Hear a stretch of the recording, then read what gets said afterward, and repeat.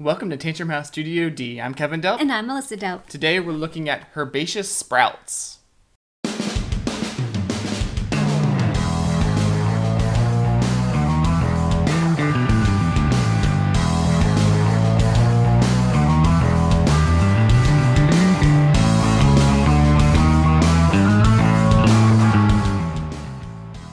Herbaceous Sprouts is a 1 to 4 player drafting set collection dice rolling game from Pencil First Games.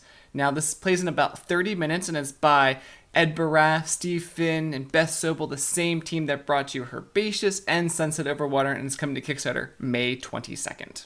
You play as gardeners who are collecting seeds and using tools to plant your sprouts in a community garden. Whoever can get the most points will become the head gardener. Let's look at the prototype components. There's the garden board, which will be bifold instead of trifold. There's tool cards, seed dice, which will be printed, not stickers. There's a cloth bag, player mats, and sprout tokens. At the beginning of the game, each player receives a reference card, wheelbarrow mat, their sprout tokens, and 2 random dice from the bag that they roll and place in their wheelbarrow. You'll create the tool deck with a certain number of cards based on the player count. When the deck runs out, the game ends. At the beginning of each round, you fill the tool shed with tool cards equal to the number of players plus 1. You'll roll dice to fill the die slots on the cards. On your turn, you'll take 1 tool card and add the dice to your mat. You can perform any actions from the card like re-rolling, trading in dice, or getting dice from the bag. Then you decide if you want to plant any of your seeds into the garden. There are 4 planting areas on the main garden board. Some of the icons will look familiar if you've played Herbaceous. You can plant all the same type of herbs here, all different, pairs, or individual flowers. You'll place your sprout token on the spot that matches the seeds you're using and then return your dice to the bag. To plant here, I have to have 5 matching herbs and I'll score 9 points at the end of the game. The flowers work a bit differently than the herbs. The only way to plant a flower is to have a trowel on your card, use a watering can by trading in 2 matching dice, or by using a die that shows a trowel. Actually, all of the dice have one side that is unique. The yellow dice have a trowel, the red dice have a glove that lets you re-roll that die and any number of dice in your wheelbarrow, the blue dice have a wild icon that can count as any one herb, and the green dice have flowers on them. You only have 7 spots for your dice in your wheelbarrow, so it can be nice to get some of the sprout pots. You can use them just like dice when you decide to plant. These are the only tool cards you can keep and don't have to use on the same turn you take them. At the end of the round, you discard the tool that wasn't chosen and you reveal new tools. Play continues until the deck of tool cards runs out, and then everyone finishes out the round. You'll count up points from the sprouts you planted, maybe get some points from leftover dice and sprout pots in your wheelbarrow, and if you have the glass of lemonade, you'll earn another 2 points.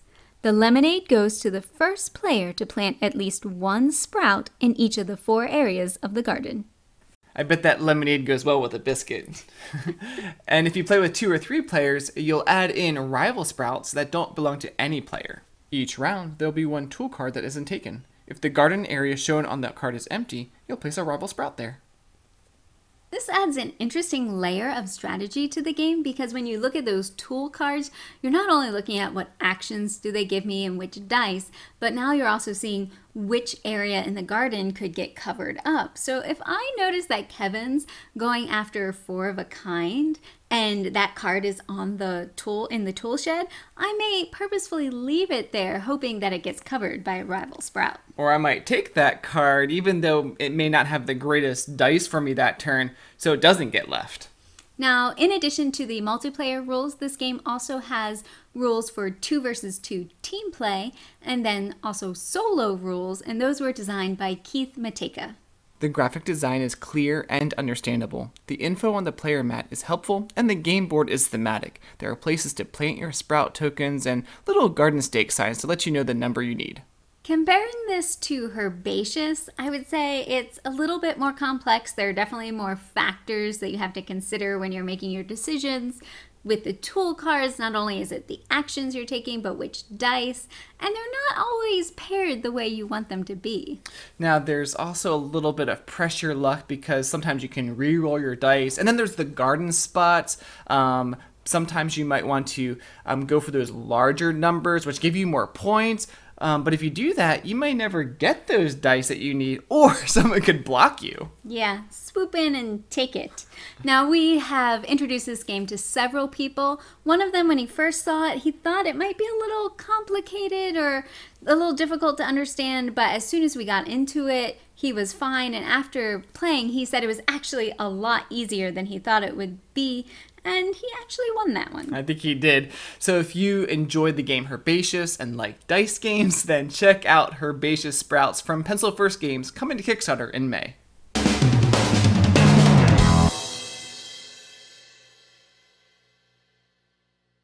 It's coming to Kickstarter in May. Close.